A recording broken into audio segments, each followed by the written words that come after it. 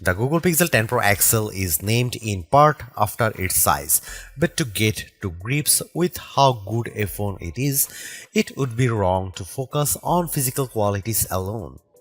It is easy to point to things like the phone's incredibly bright display or its versatile cameras as major selling points. But this is a phone where the true value lies beyond the specs list. There are, in typical Google fashion, lots of AI features to play around with, features with a wide range of applications and utility. It's just a pity that Google seems to have learned some bad habits from Apple in not having all its features ready for launch day. Plus, Google flagship phones' inherent weakness in terms of power remains, even if battery life has improved. As the final big Android phone launch expect this year, I have been testing the Pixel 10 Pro XL against its main competition and also the latest iPhone just in case you are considering switching to or from an Apple phone. It's resulted in some of the most interesting phone comparisons of 2025 and I am thrilled to be able to take you through them. Pre-orders are up for the Pixel 10 Pro XL and its siblings until retail launch day August 28. If and when you decide to buy the Pixel 10 Pro XL, it will cost $1,199. That's technically more expensive than the Pixel 9 Pro XL from last year, but what's actually happened is that Pixel dropped the 128GB model. It's a shame that you can't get a cheaper extra large Pixel now, but it's not strictly a price hike. If storage matters to you, you can spec 512GB or 1TB for $1,319 and $1,549 respectively. But increasing the storage locks off certain color options. Only Obsidian Black offers all three options, while Jade Green is only available in the basic 256GB. There are no big changes from last year in terms of overall shape or materials. Google is still using matte textured toughened glass on the back, Gorilla Glass Victus 2 on the front and shiny aluminum sides holding them together. There is still a reliable IP68 dust and water resistance rating too. There are alterations to be found if you look closer. Google made the phone's rear G logo metallic, slimmed and bezel around the rear camera bar, moved the SIM card tray to the top of the phone and added a second speaker opening to the bottom. But the only real difference is the overall width. The size change results in a larger display and a total weight that's about 5% heavier than the Pixel 9 Pro XL. That gives the Pixel 10 Pro XL the status of the heaviest of the main flagship phones on sale today, although only by a few fractions of an ounce. One other changes that applies only in US Pixel 10s is the removal of physical SIM support. It's eSIM only for American customers, while the rest of the world can still plug in their nano SIM card. Your four color choices for the Pixel 10 Pro XL are Moonstone Blue Gray, Jade Green, Porcelain White or Obsidian Black. It's a reasonable amount of choice, but the Pixel 10 base model has the most eye-catching hues in the family. The 6.8-inch 120Hz refresh rate adaptive display on the Pixel 10 Pro XL is slightly larger than the Pixel 9 Pro XLs, but still a little smaller than the equivalent Samsung or Apple models. But the size difference is offset by the Super Actua screen's incredible brightness. Google Pixel 10 Pro XL can reach 2555 peak brightness, while Samsung Galaxy S25 Ultra can reach 1860. And iPhone 16 Pro Max can reach 1553. The results above show just how intense the screen brightness on the Pixel 10 Pro XL can be, even compared to last year's Pixel 9 Pro XL. The Galaxy S25 Ultra does have the advantage of an anti-glare layer in its display, which helps deal with strong single sources of light, but in generally bright environments, and you have an easier time looking at the Pixel's screen. Looking to the other results, we see the Pixel 10 Pro XL lags behind the S25 Ultra in terms of color gamut coverage and also color accuracy. In the default vivid color profile, the potential buyers needn't worry too much about that. The Pixel 10 Pro XL is still a great device for watching video or browsing photos on.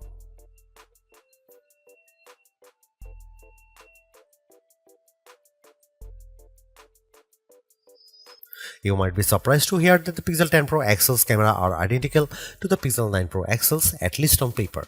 The 50 megapixel main, 48 megapixel ultra-wide, 48 megapixel 5x telephoto and 42 megapixel selfie cameras are unchanged from the 2024 model, as all the upgrades are located on the softer side. Here we can see some camera samples of the Google Pixel 10 Pro XL. Let's kick off the comparisons with main camera shot of a cottage. We see the first evidence of the Pixel 10 Pro XL's apparent default processing priority, balancing the brightness of all colors in the shot. This is perhaps why the Pixel shot is much warmer, with the Galaxy S25 Ultra's image being cooler and brighter. Against the iPhone 16 Pro Max, the Pixel 10 Pro XL also looks less bright but punches up the colors in return. The trees in the background in this view across a park are much easier to make out in the Google photo. And how does it compare against the outgoing Pixel 9 Pro XL? This photo of disused telephone box shows that the Pixel 10 Pro XL gives slightly stronger colors on the blue end of the spectrum, but is otherwise identical to the Pixel 9 Pro XL's image.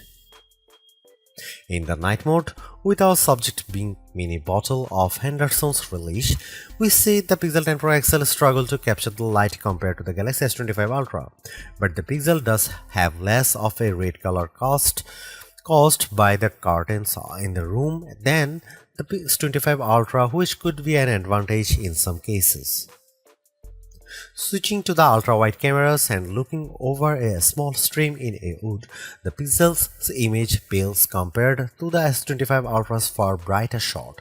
This is likely as a result of the Pixel's relatively small sensor not capturing as much light and the post-processing not being able to do enough to compensate.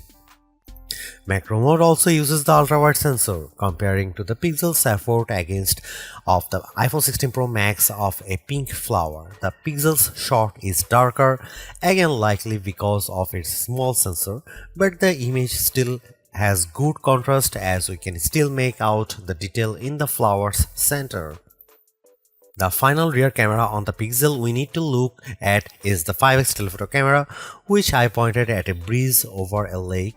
The Pixel has tried to balance the mix of light and shade in the shot, resulting in an apparent lack of color compared to the S25 Ultra, while the Samsung's shot's richer color of the water is appealing. The breeze is blown out in return.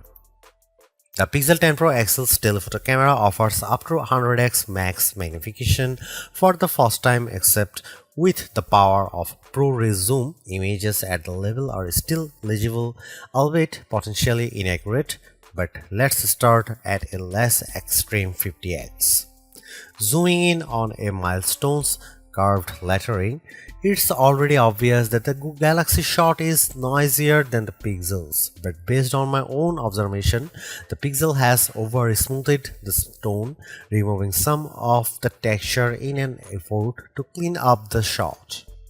At 100x, this effect is even more noticeable. A stone that's been sitting outdoors for who knows how long is unlikely to be as smooth as the Pixel's shot would have you believe. But in terms of legibility, while both photos still show the lettering clearly, the Pixel shows them in crisper detail. When exporting the images, the Pixel 10 Pro XL conveniently gives you both your original ProRes zoom shot and the processed version, along some interesting comparisons. For instance, we have here a church window about 1000 feet away from where I was standing as I took the photo. It's an impressively sharp shot, but the Pixel's processing system seemed to have read the stone bars between the glass as wood, adding a vertical grain effect. While the detail of the brickwork has been impressively recovered, it shows a big limitation of these generative detail enhancing tools. It shows you what's likely to be there rather than what truly is there. Google enhanced some of the camera's associated features, such as making best take active automatically with enough photos and offering 50 megapixel resolution for portrait modes. But the all-new feature, and the one I spent the most time with, was Camera Coach, the new photography teaching tool that's accessible right from the viewfinder. This is currently in preview, so hopefully it powers will multiply in the future, but right now it's more of an interactive forming tool. It will detect what you are pointing the camera at, offer some suggested compositions, and then give you tips on which camera lens to use, where to stand, and how to position the subject. If you can, it's a fun, personalized way to learn, but there are so many more tools in the Pixel 10 Pro XL's toolbox.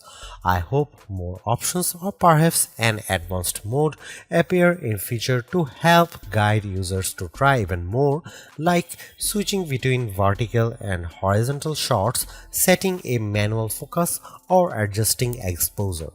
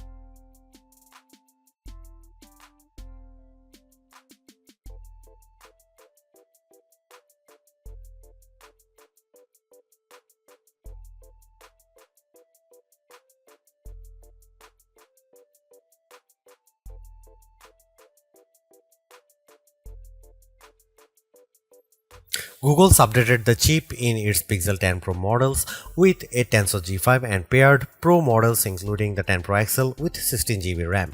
Considering that previous Tensor-powered Pixels have lagged behind in performance, we were curious to see how this update changes things. As the results demonstrate, the Pixel 10 Pro XL is noticeably improved over the Pixel 9 Pro XL, but is still underpowered when looking at the Snapdragon and A series chips that power the Galaxy S25 Ultra and iPhone 16 Pro Max. The Adobe Premiere Rush video test shows this specially.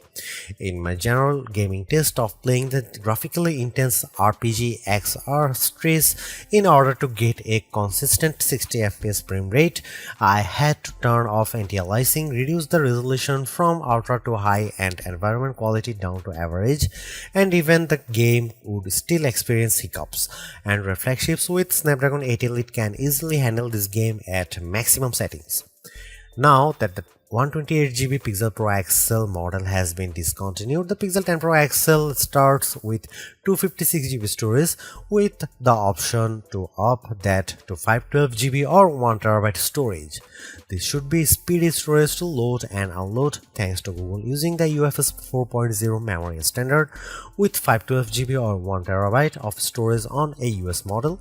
You also get zoned UFS, a feature that supposedly organizes data within your device's storage to improve its efficiency, speed, and the device's lifespan. We are not sure why this is limited to only a 2 out of 3 storage options and only to American customers, but it sounds like a bonus worth having. The 5200 mAh battery in the Pixel 10 Pro XL is the largest Google's ever put in a phone. And fortunately, between the extra capacity and the improved Tensor G5 chip, this results in good battery life gains. The Pixel 10 Pro XL lasted 14 hours and 20 minutes in adaptive display mode in our beta test, which involves constant web browsing over a cell connection. This is almost an hour and a half longer than the Pixel 9 Pro XL achieved, but Google still has catching up to do if it wants to match 17 hours plus that the Galaxy S25 Ultra and iPhone 16 Pro Max clocked.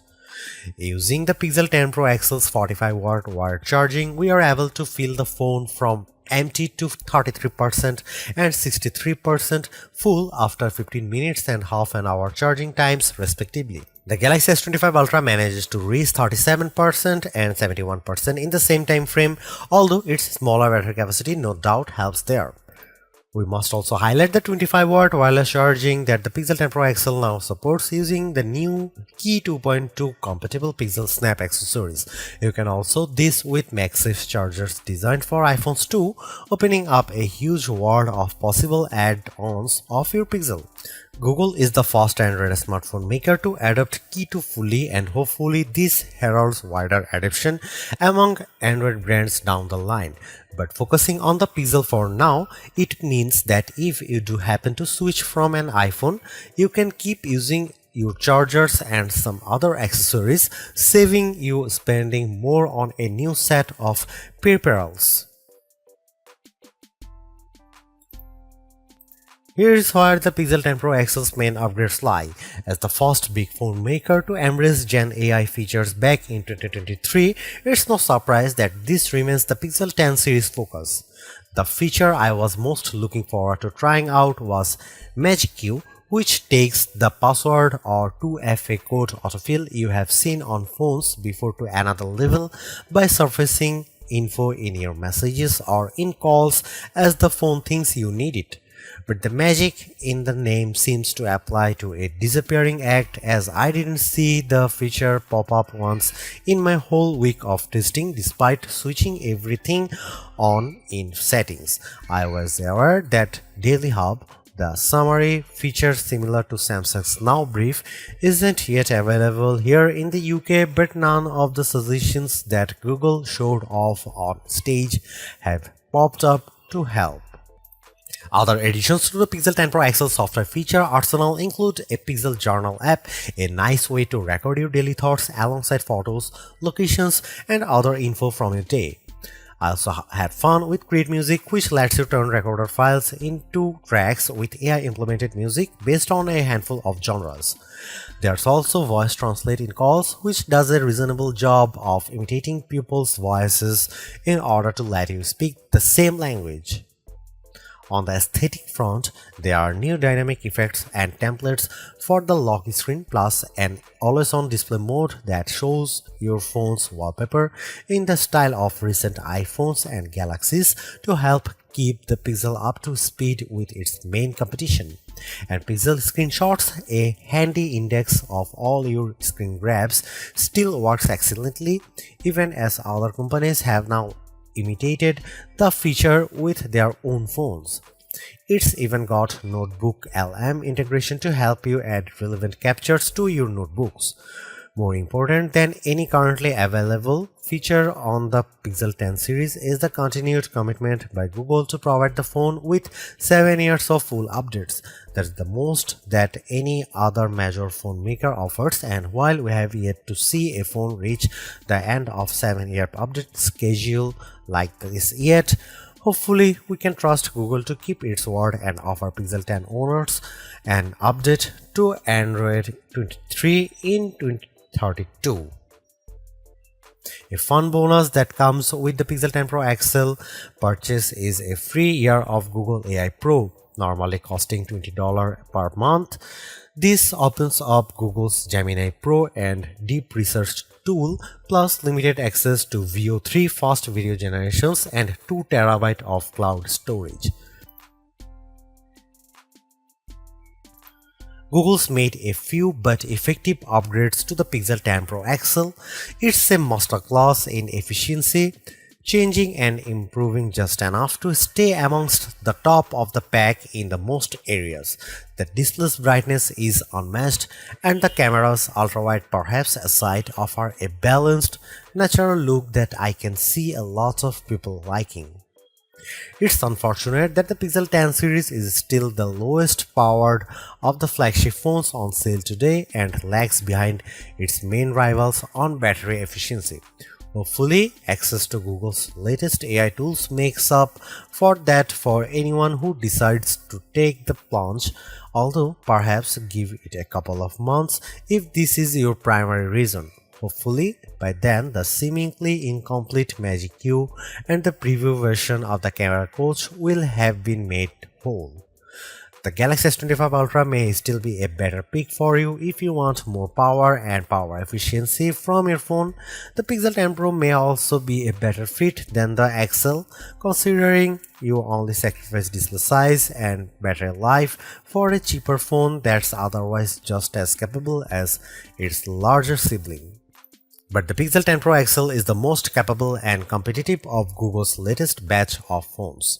If you are buying a phone right now and want best-in-class software combined with top-tier hardware, this Pixel is probably the one to pick.